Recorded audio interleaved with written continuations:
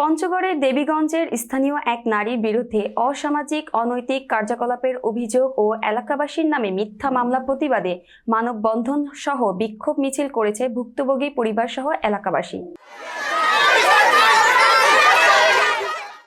বুধবার দুপুরে দেবীগঞ্জ উপজেলার সুন্দরদিঘি ইউনিয়নের মোটা সন্ন্যাসী পাড়া বাজারে ৮টি গ্রামের মানুষ মানববন্ধনের আয়োজন করেন।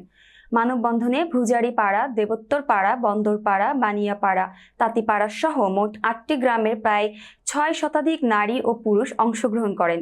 স্থানীয় গৌরীকান্ত রায়, তাপসচন্দ্র রায়, খোকন মহন্ত, রীতারানী, শিউলি আক্তার, সিরাজুল ইসলাম প্রমুখ বক্তব্য রাখেন।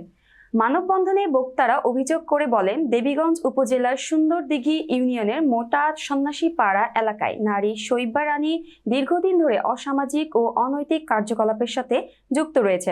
তার এই কাণ্ড কারখানার অতিষ্ঠ হয়ে উঠেছে গ্রামবাসী।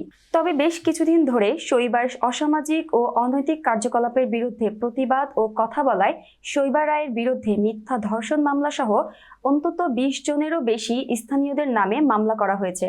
মানববন্ধনে উপস্থিত বক্তারা অবিলম্বে শৈবা রানীকে আইনের আওতায় এনে দৃষ্টান্তমূলক শাস্তির দাবি জানানো হয়। মানববন্ধন শেষে শৈবার বিচারের দাবিতে বিক্ষোভ মিছিল করেন এলাকাবাসী।